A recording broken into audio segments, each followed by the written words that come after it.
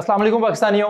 Pakistan stock exchange में पैसा बनाने के मौके कहाँ कहाँ पे मौजूद हैं, कौन कौन से पेयर्स हैं, कौन कौन सी अपॉर्चुनिटीज़ हैं जहाँ से हम अच्छा पैसा बना सकते हैं, ये सारे एनालिसिस लेके फर्ज नेटवर्क की तरफ से मैं आपकी खिदमत में हाजिर हूँ, तौसीफ मिर्ज़ा। और ये सीरीज़ हम वीकली बेसिस पे आपसे शेयर करते रहेंगे। हर वीक में अगले वीक में आने वाली अपॉर्चुनिटीज़ आपसे डिस्कस की जाएंगी। तो चलिए स्टार्ट करते हैं इस वीक के एनालिसिस। तो स्टार्ट करते हैं KSE 100 से। KSE 100 जो है वो एक अप ट्रेंड के बाद अब पुल बैक लेने की तैयारी कर रहा है। ओवरऑल मार्केट यहाँ पे वीक होती हुई नज़र आ रही है। यहाँ पे अगर हम देखें तो बाइंग की तो कोई रीज़न नहीं बनती है हमारे पास, और इस पूरे वीक में मार्केट ने कोई ख़ास मूवमेंट नहीं दी, तकरीबन कंसोलिडेशन का ही शिकार रही है मार्केट। तो यहाँ पे हम देखें तो बाइंग की रीज़न कोई भी नहीं है हमारे पास। सेल करने के ऑप्शन बन सकते हैं यहाँ पे। अगर आपने इसको सेल साइड पे देखना हो तो आप इसको कुछ इस तरीके से देख सकते हैं। मार्केट के अगले रास्ते में ये वाला एक लेवल बनता है, यहाँ तक मार्केट आने के चांसेस हैं। अगर हम ऑयल एंड गैस सेक्टर को देखें, यहाँ पे OGDC को देखें अगर, तो ये भी हमें एक कंसोलिडेशन में ही नज़र आ रहा है। ओवरऑल इसमें कोई ख़ास मूवमेंट नहीं है। इस वीक में भी मार्केट ने थोड़ी सी वीकनेस शो करवाई है, लेकिन प्योरली एक इनसाइड बार है, ना तो हाई क्रॉस किया ना लो क्रॉस किया, तो बिल्कुल कंसोलिडेशन की शक्ल में यहाँ पे कोई ट्रेड नहीं है। उस वक्त तक ट्रेड नहीं है जब तक मार्केट इस लो को या फिर इस हाई को ब्रेक नहीं कर देती, तब तक हमें इसमें कोई ऑप्शन नहीं मिल सकता। ATRL की बात करें अगर, ATRL अपने इस डिसीजनल पॉइंट पे मौजूद है। मार्केट अगर यहाँ से हमें कोई सपोर्ट देती है तो हम इसको बाय साइड पे देख सकते हैं। ओवरऑल मार्केट का एक पुल बैक इस वक्त चल रहा है, तो मार्केट में ये सिनेरियो बन सकता है कि मार्केट यहाँ पे आए और उसके बाद हमें यहाँ तक बाइंग की ऑप्शन मिल सकती है। 331 से हमें यहाँ पे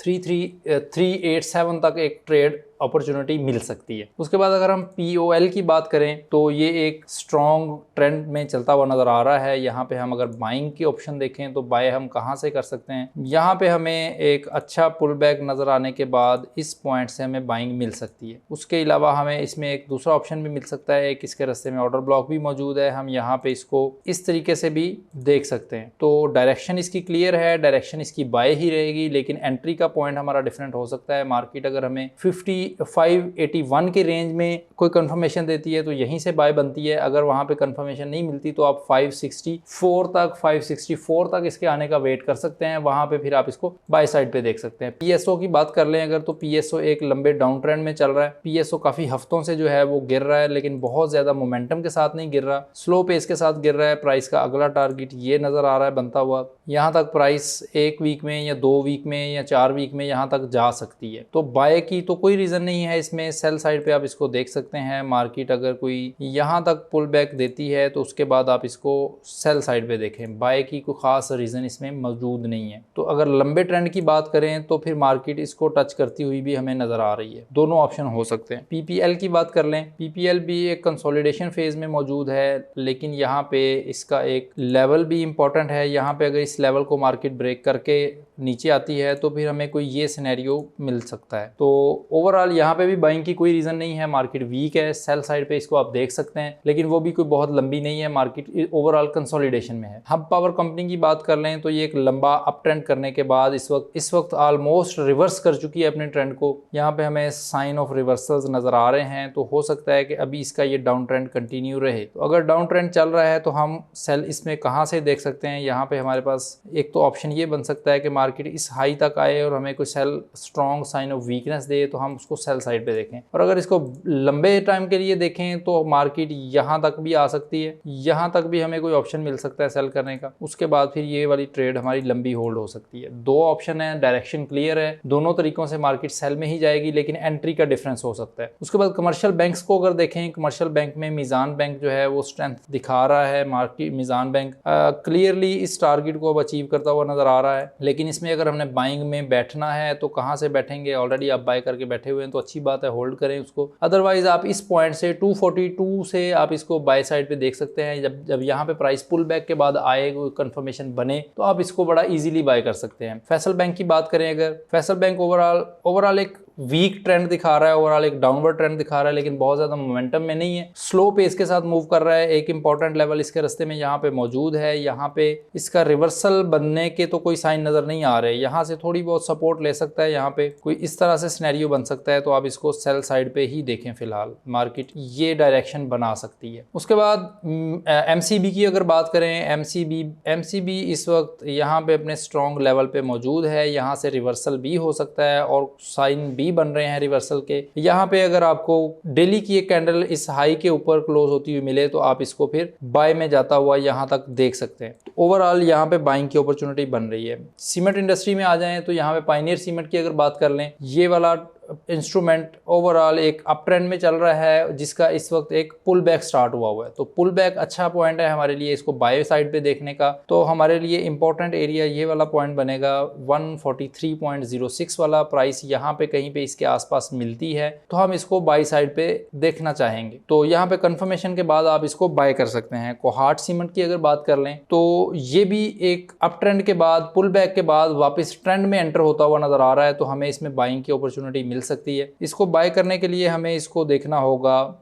छोटा पुल बैक आ सकता है, उसके बाद ये हमें 280 के आसपास जाता हुआ नजर आएगा। तो ये भी आपको अच्छा अपॉर्चुनिटी मिल सकती है, अच्छा ऑप्शन, अच्छा पेयर हो सकता है बाइंग के लिए। डीजी सीमेंट की बात कर लें अगर, तो ये एक वीक शक्ल बना रहा है, यहाँ पे हमें बाइंग की रीजन कोई भी नहीं मिल रही, इसको सेल साइड पे ही देखा जाएगा। यहाँ पे कोई भी अभी रिवर्सल का या स्ट्रेंथ का साइन नजर नहीं आ रहा। ऑर्डर ब्लॉक इसका जहाँ पे मौजूद है, अगर हम वहां तक इसको लेके जाएं तो ये कुछ सिनेरियो इस तरह से बन सकता है, लेकिन अभी फिल वक्त के लिए ये वीक ही है, अभी यहाँ पे कोई स्ट्रेंथ नहीं है। टेक सेक्टर में आ जाएं, एवीएन की बात करें अगर, तो ये भी हमें ओवरऑल एक कंसोलिडेशन की शक्ल दिखा रहा है, छोटा छोटा स्टेप बना के ऊपर की तरफ मूव कर रहा है, लेकिन बहुत ज़्यादा स्ट्रेंथ नहीं है, बहुत ज़्यादा मोमेंटम नहीं है। तो हमें यहाँ पे ओवरऑल कोई खास ट्रेड नहीं मिलेगी। अगर यहाँ पे हमें मार्केट एक पुल बैक लेने के बाद इस गैप को फिल करती हुई नजर आए तो फिर हम बाय कर सकते हैं, अदरवाइज इस पेयर में अभी कोई खास अपॉर्चुनिटी नहीं है। SYS की बात करें अगर, तो ये भी उसी की तरह से ओवरऑल एक कंसोलिडेशन की शक्ल में मौजूद है। यहाँ पे हमारे पास दो इंपॉर्टेंट लेवल्स हैं, इस लेवल को अगर मार्केट टच करने आती है और हमें कोई कंफर्मेशन मिलती है तो यहाँ से हम बाय साइड पे इसको देख सकते हैं, अदरवाइज इसमें भी अभी कोई ट्रेड नहीं है। TRG की बात करें तो ये ओवरऑल एक काफी टाइम से डाउन ट्रेंड में चल रहा है और डाउन ट्रेंड जो है अभी इसका कंटिन्यू है, कोई साइन नजर नहीं आ रहे जहां से ये स्ट्रेंथ ले, तो अभी डाउन ट्रेंड कंटिन्यू है। इसकी अगर आपने सेल की शॉर्ट की पोजीशन ओपन करनी है तो उसमें आपको